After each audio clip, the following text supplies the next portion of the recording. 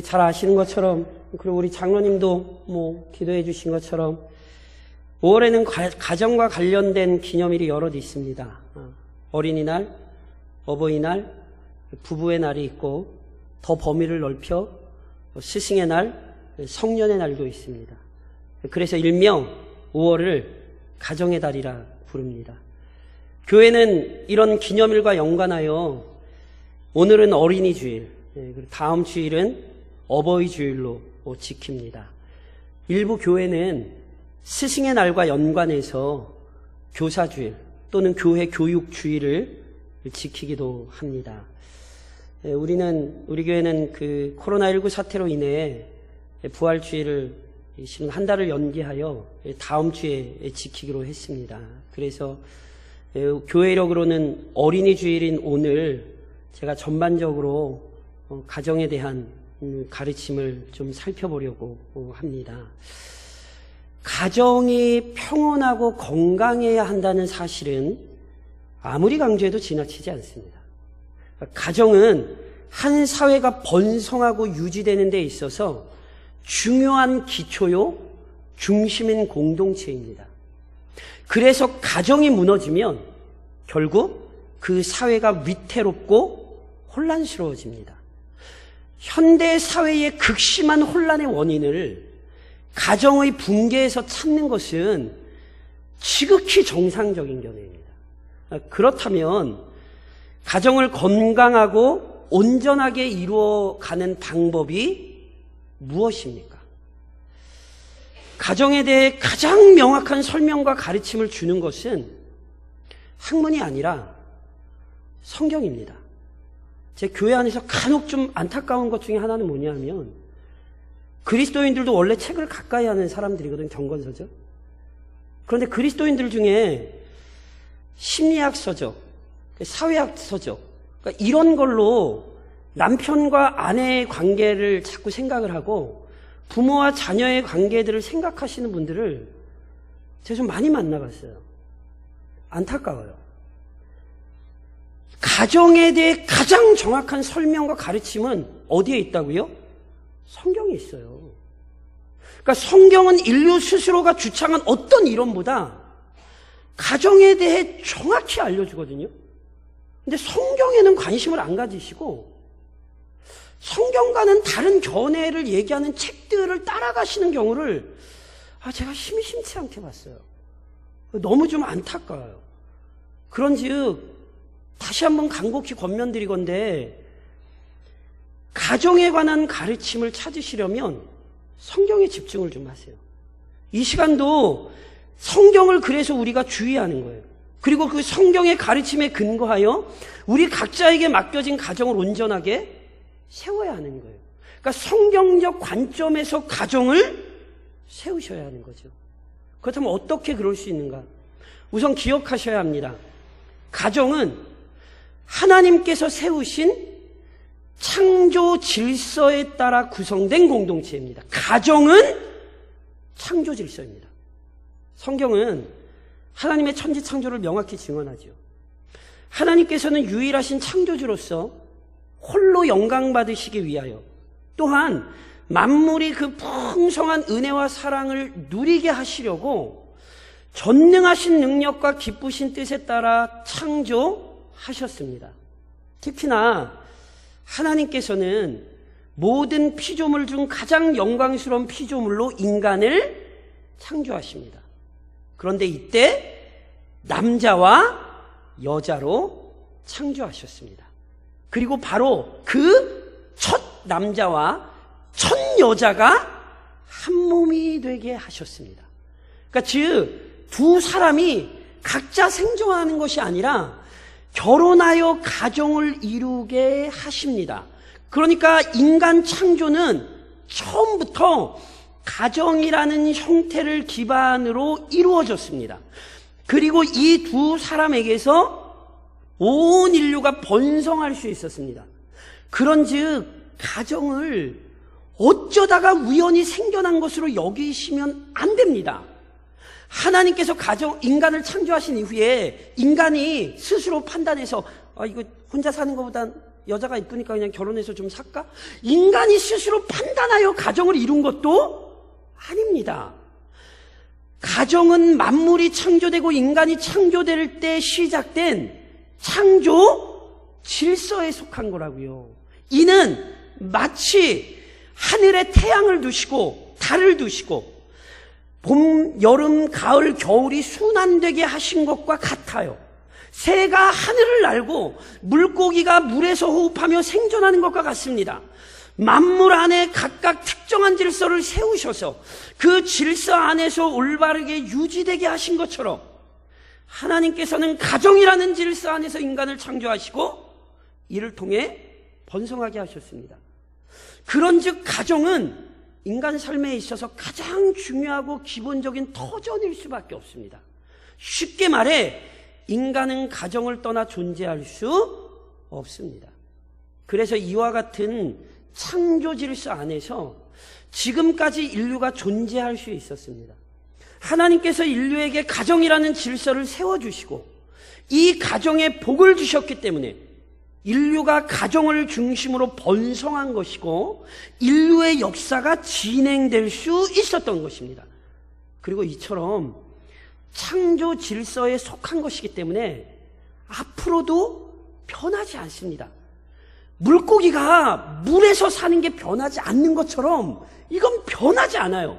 즉 그래서 그리스도께서 재림하신 그날까지 가정을 근거로 인류는 번성하고 존속될 것입니다. 이게 가정이에요. 더 나아가 가정은 각 사람이 생명을 얻고 또한 그 생명을 즐겁게 누리도록 뒷받침하는 공동체입니다. 제가 다시 한번 강조해서 말씀드리지만 가정은 창조 질서에 의해 구성된 공동체이거든요. 그러니까 창조주이신 하나님께서 자기 형상을 따라 창조하신 인간이 가정을 중심으로 생육하고 번성하도록 땅을 다스리도록 질서를 세우셨습니다. 그런데 선하고 의로우신 창조주 하나님께서는 가장 지혜로우신 분입니다. 그렇기에 가정이라는 질서는요, 그 지혜로우신 하나님께서 하나님의 영광을 드러내는 방편으로서 중요하게 세우신 거예요. 그러니까 이 부분은 제가 조금 이따 할 거예요. 그런데 동시에 하나님의 영광만이 아니라 피조물인 인간 자신에게도 참으로 유익하고 합당한 방편, 이게 가정일 수밖에 없는 거예요. 그래서 하나님이 가정을 세우신 거라니까요. 이 사실을 제가 이렇게 설명드릴 수 있습니다. 하나님께서 첫 사람을 만드신 후 창세기 2장에 이런 말씀을 하세요. 여호와 하나님이 이르시되 사람이 혼자 사는 것이 좋지 아니하니 내가 그를 위하여 돕는 배필을 지으리라. 하나님 이렇게 말씀하셨어요. 야, 사람 혼자 사는 거 안 좋아서 내가 돕는 배필을 좀 지어야겠는데.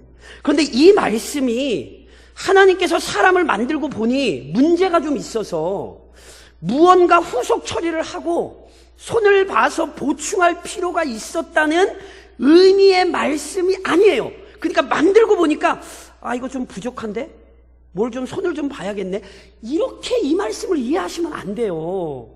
어찌 하나님의 계획에 실수가 있고 어찌 하나님께서 행하신 일에 부족함이 있겠습니까? 그러니까 이 말씀은 하나님께서 인간을 창조하실 때부터 혼자 살아가는 존재가 아니라 돕는 배필이 필요한 존재, 도움을 받고 사는 존재로 창조하셨다는 의미예요. 그리고 그 도움이란 다른 피조물로부터는 얻을 수 없는 부분이 있습니다. 그래서 이 말씀을 하신 이후의 장면이 너무 중요해요. 내가 인간을 돕는 배필을 만들어야겠어. 그리고는 배필을 곧장 만드시는 게 아니에요. 어떤 장면이 이어지죠?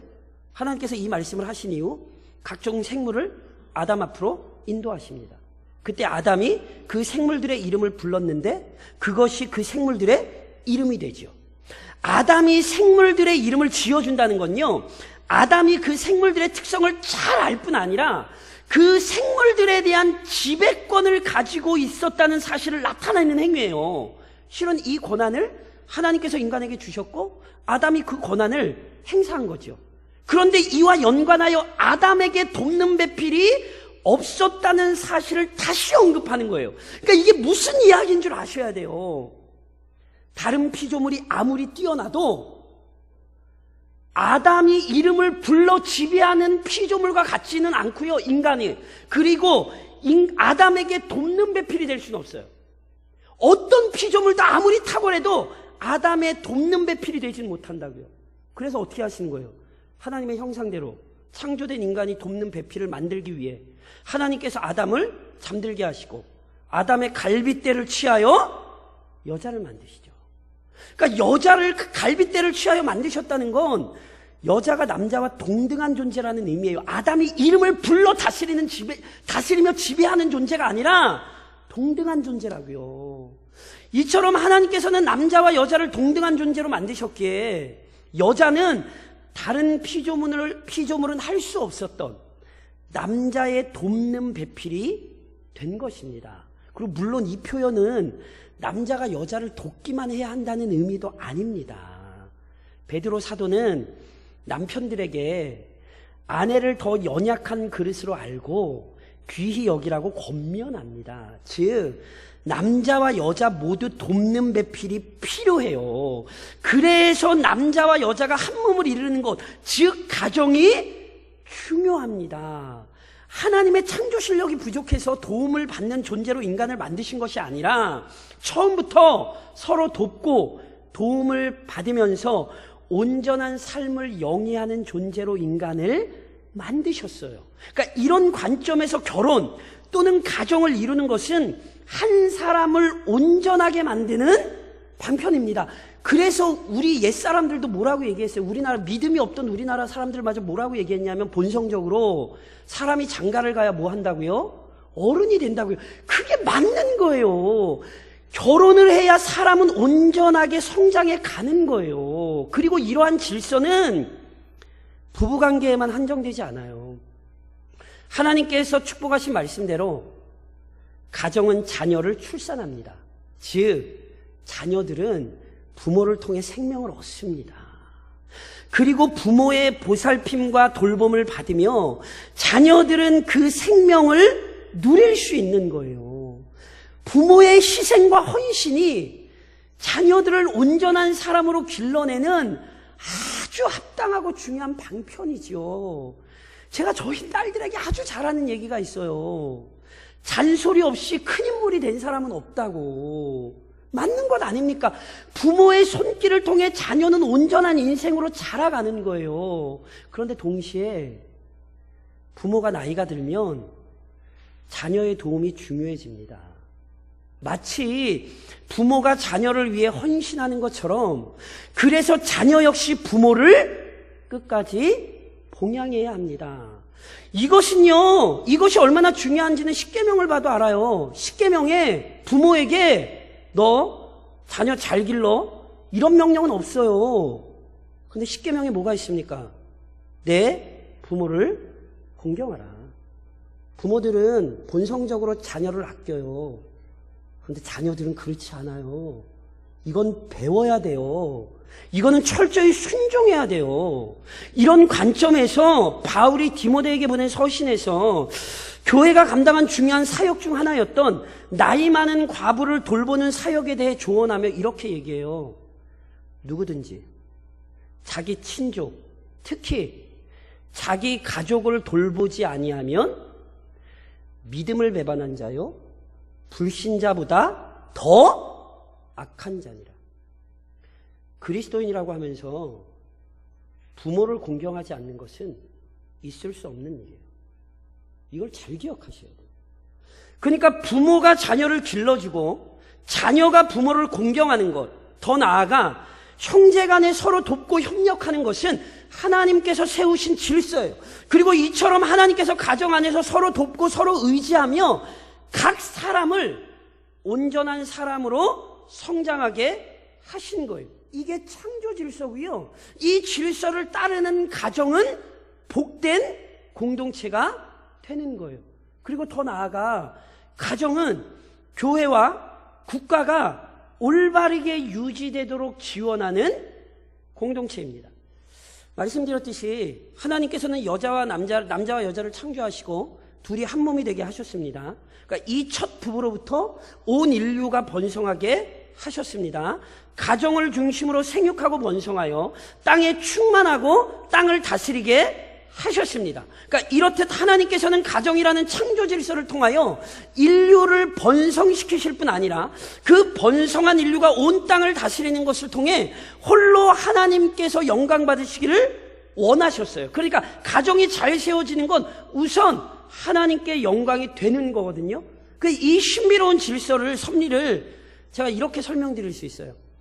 가정이 중요한 이유는 한 가정이 하나님의 창조 질서에 순종하여 잘 세워질 때 이 가정을 통하여 더 혈연을 넘어선 또 하나의 가정, 더 큰 가정, 즉 교회가 유익을 얻기 때문입니다. 앞서 설명드렸듯이 가정은 각 사람을 온전한 사람으로 성장하게 만드는 공동체이잖아요.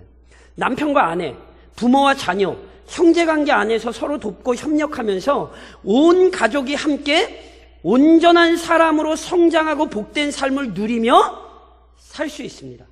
그리고 이것이 잘 이루어질 때 당연히 그 가정이 소속된 교회의 유익으로 이어집니다. 성경이 감독이나 집사의 자질에 대해 언급한 본문을 보면, 즉 요즘 말로 목사, 장로, 안수집사 등 이 직분자의 자격을 논할 때 무엇보다 강조되는 게 뭔지 아세요? 남편과 아버지다운 삶이 강조됩니다. 이게 무슨 말인지 이해하셔야 돼요. 각 가정에서 하나님께서 맡기신 역할을 감당하는 것이 진정한 신앙이고, 가정에서의 역할을 잘 감당하는 사람이 더 큰 가정인 교회에서도 충성할 수 있어요.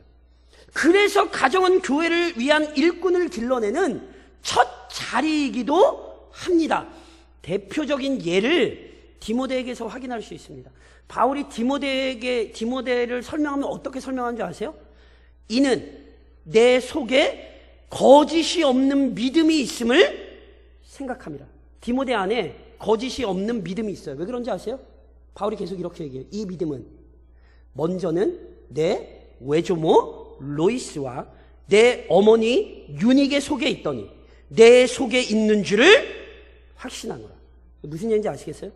디모데가 바울과 함께 기독교 초기 선교 사역에 있어서 중요한 인물이 되었던 이유는 먼저는 하나님의 은혜예요. 그런데 동시에 가정에서 믿음으로 잘 양육받았기 때문에 그래요. 한 가정이 믿음 안에서 든든히 세워질 때 그 가정이 섬기는 교회가 복을 받아요. 저는 이걸 굉장히 단호하게 얘기할 수 있어요. 제가 예전에 저는 지금까지 교회 사역했던 데가 다 50년, 60년 넘는 교회들이거든요. 그런데 그 교회들을 보면 할아버지, 아들, 손주 너무 교회를 잘 섬기는 가정이 있어요. 그 부모로부터 교회를 잘 섬겼던 모습을 그 아들과 손주가 물려받아 그 교회를 너무 잘 섬기. 그래서 그 가족, 가문 때문에 교회가 유익을 누리는 걸 저는 너무 정확히 봤어요. 근데 이게 성경의 질서예요. 오늘 제가 지금 말씀드리는 거예요. 가정을 통해 하나님이 교회를 살리세요. 그 정도가 아니에요. 또 하나, 가정이 중요한 이유는 한 가정이 하나님의 창조 질서에 순종할 때 그 가정을 통해 한 나라와 민족이, 더 나아가 열방이 큰 유익을 얻을 수 있기 때문에 그래요. 모세의 부모를 기억하십니까? 모세가 태어나던 시기 애굽 왕 바로는 유대 민족을 철저히 굴복시켜 지배하려고 남자아이가 태어나면 즉각 죽이라는 명령을 내렸습니다. 그 위험한 시기에 모세가 태어났습니다. 그런데 성경에 보면 모세의 부모는 모세가 태어났을 때 그에게서 아름다움을 봅니다. 아름다움을.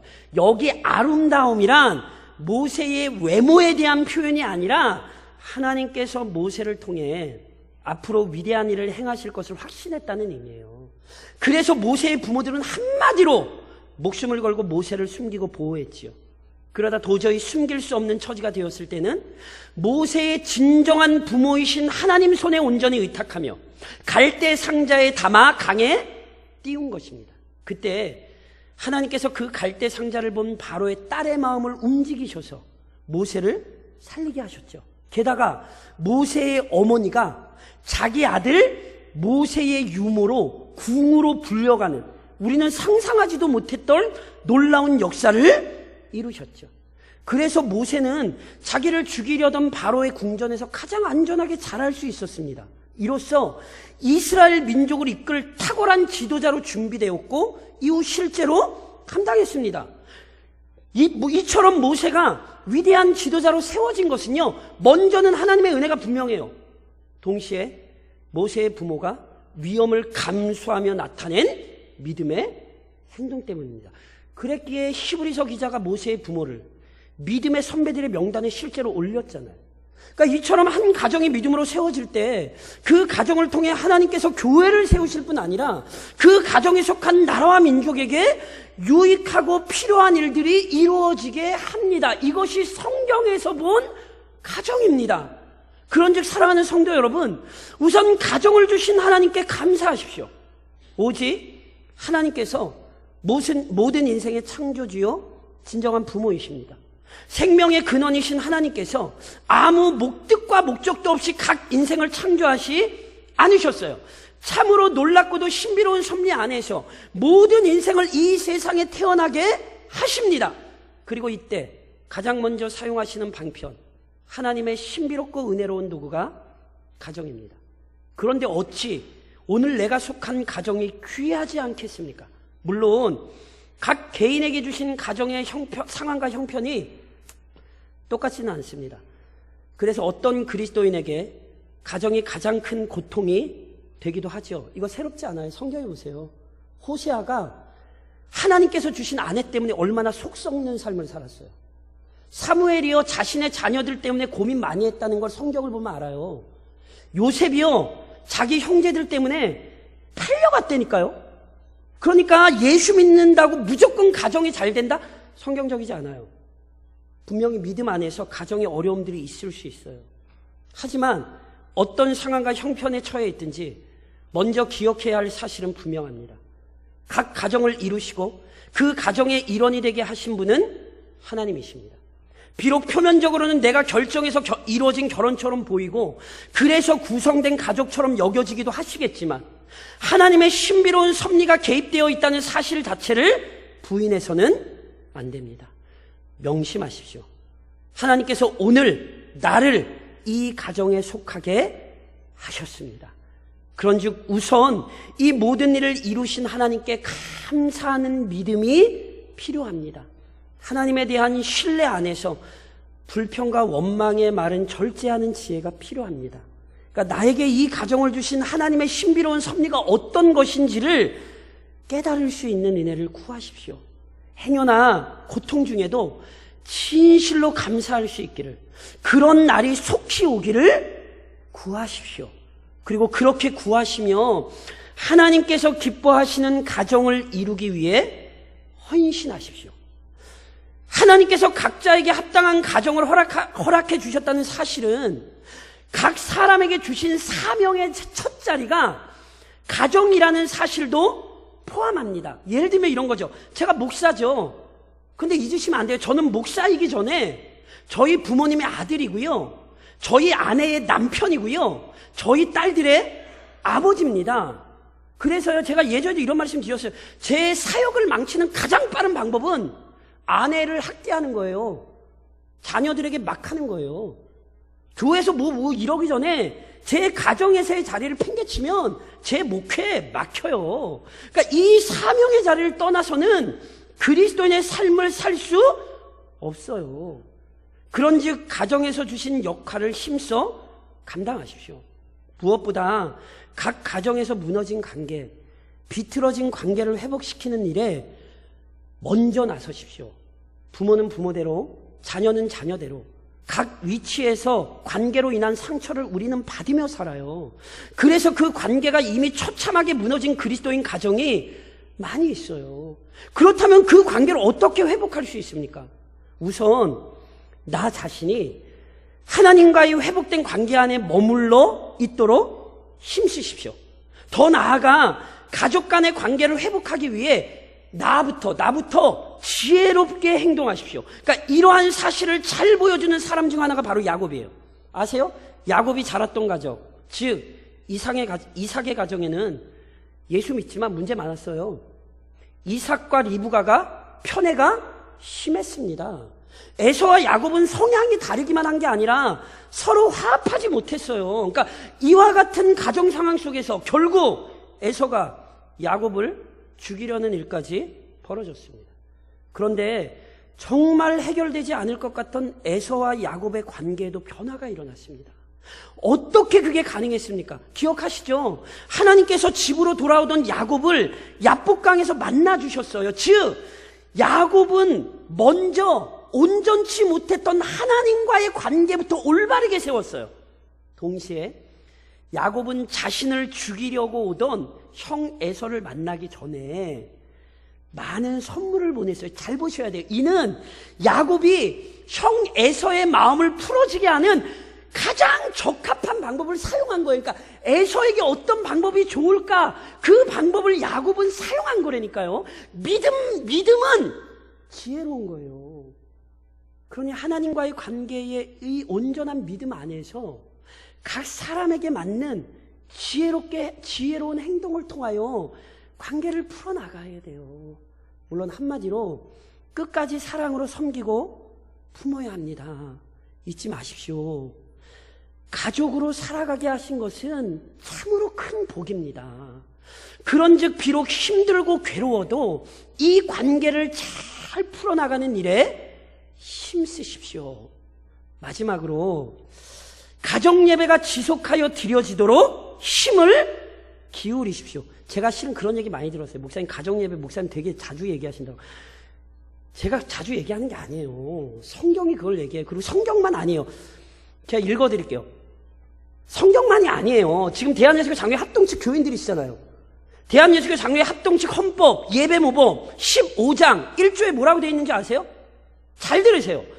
교회 안에서 공식 예배를 드리는 것 외에 개인이 은밀히 기도하는 것과 한 가족이 사사로이 하나님께 경배하고 기도하는 것이 없지 못할 당연한 본분이다. 장로교 교인들의 본분이 뭔지 아세요? 가정예배예요. 제가 가정예배를 강조하는 목사가 아니에요. 성경이 얘기하고 이게 장로교 예배 모범이에요. 그래서 가정이 예배의 첫 자리라는 사실을 명심하십시오. 그리고 실천하십시오. 그렇다면 어떻게 실천하는데요?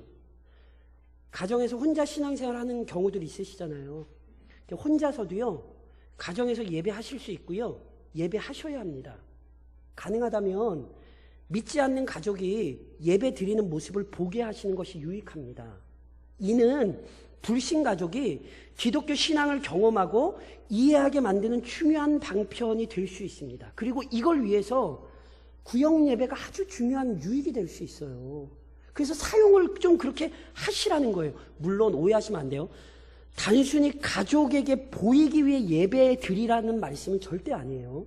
만일 예배하는 문제 때문에 오히려 소란스러워진다면 충돌을 피하는 지혜, 골방에서 예배하시는 지혜가 중요해요. 더 나아가 가족이 함께 신앙생활하는 것은요, 정말 큰 복입니다. 그러니 가정의 믿음을 가지신 분들은요, 정말 진심으로 감사하십시오. 그리고 가정에서 예배하시되 우선 부부가 먼저 하셔야 되고요. 그리고 자녀들이 함께 생활하고 있다면 더욱 가정예배에 열심을 내십시오. 가능하다면 시간을 정해놓고 드리십시오. 제 경우도 그래요. 저는 저희 아내랑 둘이 있을 때는요, 제 기억은 그래요. 제가 어디 외부에 집회 인도 가서 집을 비우지 않는 이상 가정예배 안 드린 날은 없어요. 저는. 제 기억은 그래요. 저희 아내 기억은 어떨지 모르겠는데 오히려 자녀들이 크고 성장하고 나서 오히려 매일 드리기가 힘들어졌지, 오히려 두 사람이 있을 땐 매일 예배 드렸어요. 그리고 이 시간을 정해놔야 자녀들도 그 시간에 자리를 비우는 거예요. 아, 그때는 예배 드리는 때야. 그리고 자녀들도 예배를 드리러 모이는 거예요. 그러니까요, 어찌됐건 예배에 힘을 쏟으셔야 되는 거예요. 가능하면 가장이 예배를 인도하는 것이 가장 좋습니다. 그러나 남편의 신앙이 부족하다면 아내가 해도 좋고 자녀가 담당해도 전혀 상관없습니다. 그러니까 가정에서 예배하는 일이 중요하다는 걸 모든 가족이 명심하고 실천하십시오. 자녀들이 출가했다면 중요한 일로 모일 때 예배를 우선순위에 두십시오. 부모는 자녀들의 신앙생활을 확인하고 점검해야 할 의무가 있다는 사실을 명심하십시오. 물으셔야 돼요. 너 교회 별일 없냐? 예배 잘 드리고 있냐? 어떻게 교회에서 성경 공부 같은 거 하고 있냐? 물으셔야 된다니까. 확인하셔야 된다고요. 이건 형제간에도 그래요. 형제간에도 모이면 교회 평안한지 신앙생활을 잘하고 있는지 확인해야 돼요. 이건 명령이고 의무예요. 이 일을 이루셔야 돼요. 그리고 특별히 제가 가정예배와 관련하여 마지막으로 권면하건대, 가정에서 함께 예배하며 하나님의 말씀을 듣고 배우되 가정을 파괴하고 무시하는 가르침에 대한 경고가 반드시 가르쳐져야 돼요. 그러니까 성경이 명확히 밝히는 죄, 동성애, 이걸 가정에서부터 들으셔야 돼요. 비혼주의라고 아세요? 비혼주의? 결혼 꼭 할 필요 없이 그냥 혼자 살아도 된다는 거예요. 이걸 세상 사람들이 이렇게 생각하면 상관이 없는데 그리스도인들이 이렇게 생각을 해요. 결혼 뭐 그거 꼭 할 필요 있겠냐고. 제가 오늘도 말, 이건 결혼은 창조 질서거든요? 근데 그걸 깡그리 무시하고, 나는 뭐 결혼 안 하고 그냥 혼자 살아도 돼. 독신의 은사를 얘기하는 거 아니면 착각하지 마십시오. 독신의 은사 얘기하는 거 아니에요. 결혼이 질서요, 명령인데, 이걸 교회 안에 있는 청년들이 그렇게 생각을 해요. 그런데 아무도 거기에 대해 얘기를 안 해요. 이걸 가정에서부터 들으셔야 된다고요. 이혼을 쉽게 여기거나 도피처로 여기는 것들, 부당한 출산을 피하려는 행태, 이런 것이 다 잘못됐다는 걸 부모로부터, 가정으로부터 들어야 돼요. 언제? 가정 예배 때. 그래야 이게 성경적인 질서인 것입니다.